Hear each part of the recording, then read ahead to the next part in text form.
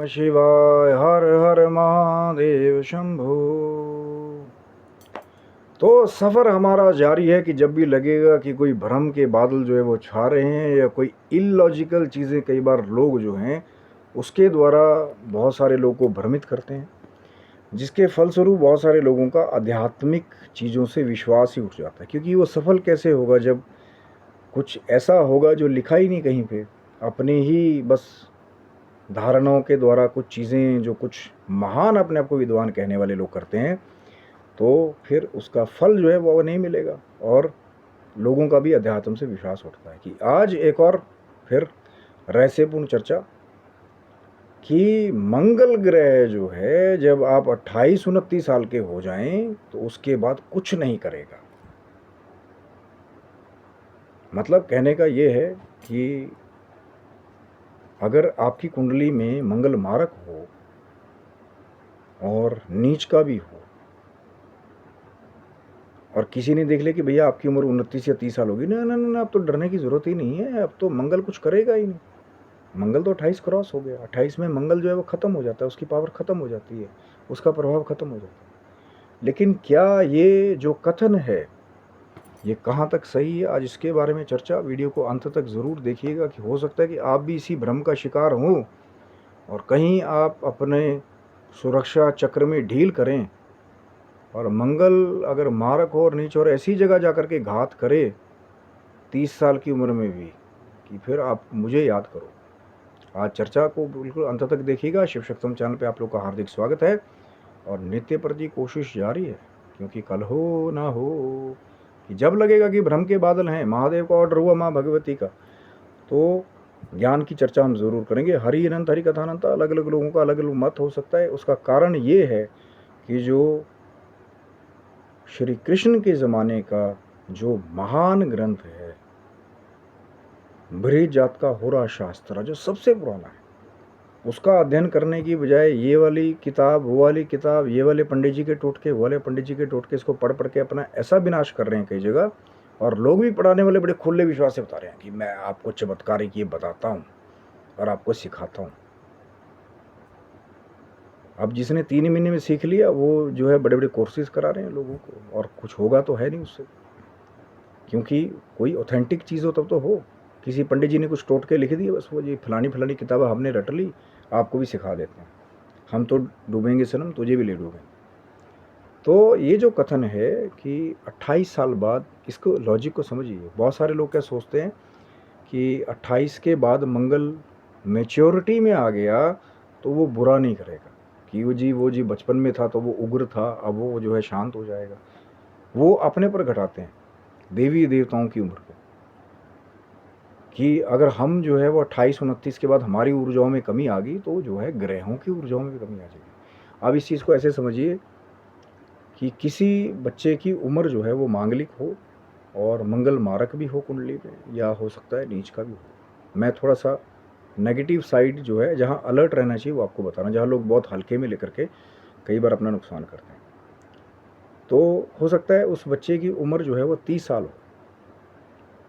फिर ध्यान से सुन लीजिए कि कुंडली में मंगल मारक हो और नीच का भी हो और योग कारक ना हो लगन के हिसाब से, और 30 साल उसकी उम्र हो जाए और अभिभावक जो है वो फिर भी जो है वो किसी पंडित जी के पास जाएं, जो या फिर कोई दूसरा ऐसा हो जो धोती धारण करता हो, उन्हें लगे कि नहीं भैया ये तो एस्ट्रोलॉजी का बहुत बड़ा विद्वान होगा। क्योंकि मैं सभी का सम्मान करता हूँ, लेकिन आज फिर मैं वही बात कर रहा हूँ कि हर एक धोती पहनने वाला बहुत डीप एस्ट्रोलॉजी का ज्ञान रखता हो, ऐसा ज़रूरी नहीं है। पर पता नहीं लोगों को क्यों लगता है कि कोई किसी ने धोती पहन ली तो जो है वो पता नहीं कितना बड़ा ज्योतिष विद्वान भी होगा। हाँ, ये बता देंगे सब कुछ हमारे। तो जब गए उनके पास में तो वही वाला कथन मिला कि भैया अरे 30 साल उम्र होगी बेटा की, अब तो मंगल क्या करेगा, 28 में तो मंगल का प्रभाव ही खत्म हो जाता है। और हो सकता है कि उसी बेटे की जो मारक मंगल था या नीच मंगल था, उसकी महादशा जो है वो 31वें साल में आए, और डिग्री में बलाबल में भी जो है वो मंगल स्ट्रांग हो। मतलब ये ना हो कि वो 0 डिग्री का है कि उसके अंदर बल ही नहीं है। अब उस ग्रह की महादशा आई है और वो कुंडली में मारक है, वो कुंडली मान लीजिए नीच का है,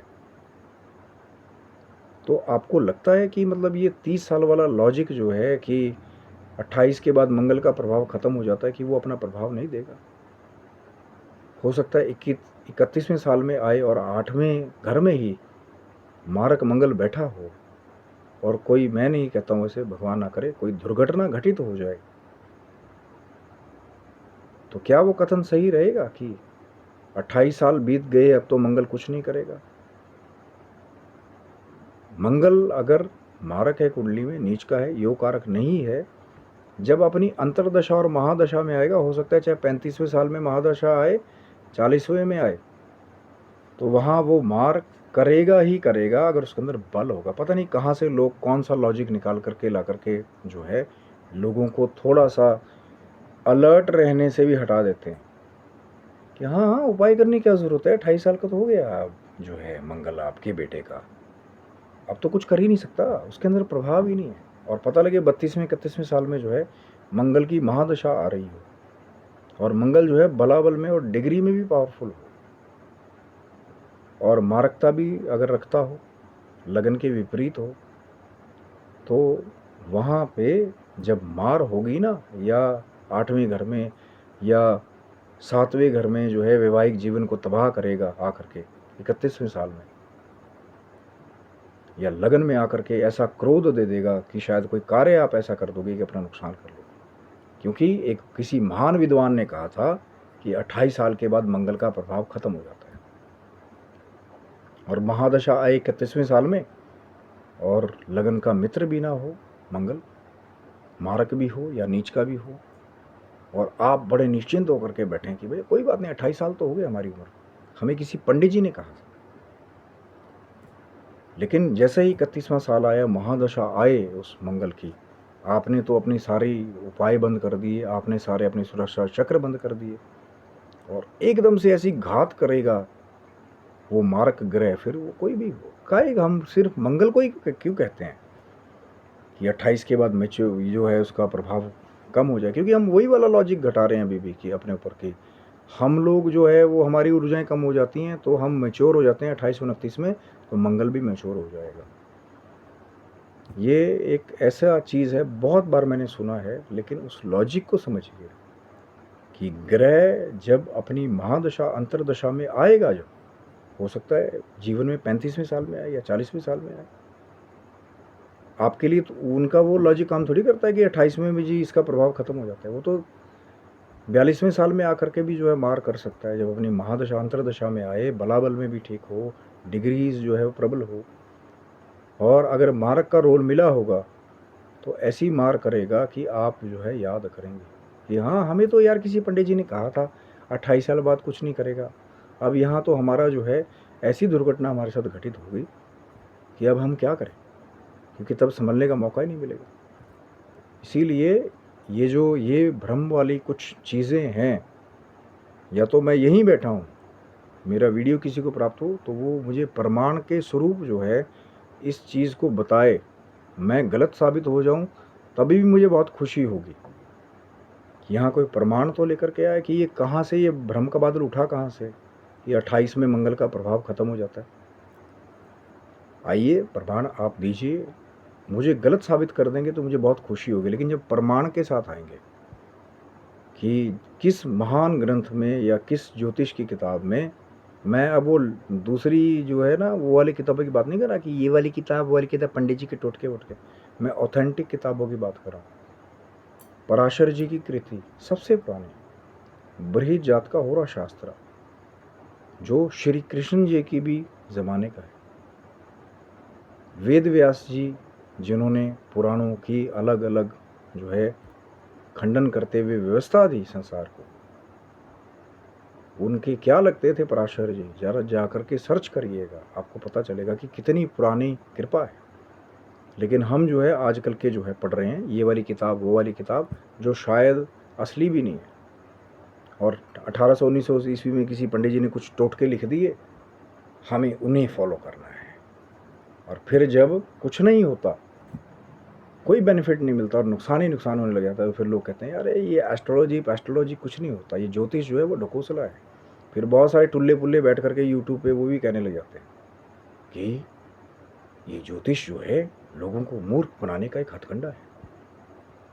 जो असली अध्ययन करने वाले हैं ना, उनके साथ जिस दिन पाला पड़ेगा ना, उस दिन पूरी गिग्गी बन जाएगी। और मैंने उस दिन भी कहा था, आज भी कह रहा हूँ कि नकली सियार भले ही बहुत घूम रहे हों, लेकिन कम है, लेकिन असली शेर अभी भी हैं, असली अध्ययन करने वाले तपस्वी अभी भी हैं, असली हठ योग के साधक अभी भी हैं, और असली इष्ट कृपा वाले ज्योतिष को बताने वाले अभी भी इस संसार में हैं। लेकिन आपको मिलेंगे तब जब देवादिदेव महादेव की कृपा होगी और माँ भगवती की कृपा होगी। इसीलिए अगर कोई प्रमाण ले आए बहुत अच्छी बात है, मैं स्वीकार करूँगा उसको, और मैं धन्यवादी हूँ पहले ही उसके लिए अगर कोई ले आए तो। और अगर नहीं है तो समझ लेना कि जो कहीं नहीं लिखा है उसकी जो भ्रम की कृपा है उसको बंद कर दीजिए, नहीं तो फिर नुकसान ही नुकसान होगा। आशा करता हूँ संकेत आप लोग समझ गए होंगे। तब तक के लिए स्वस्थ रहिए, मस्त रहिए, चैनल को सब्सक्राइब रखें। आगे बहुत कुछ ऐसा आने वाला है जो शायद आपके भ्रम को दूर कर दे। किसकी कृपा से? महादेव की कृपा से, माँ भगवती की कृपा से। तब तक के लिए आप स्वस्थ रहें, मस्त रहे, भगवान शिव की, माँ जगदम्बा की कृपा आपके ऊपर बनी रहे। तब तक के लिए हर हर महादेव शंभु। जय माता दी, जय श्री राम।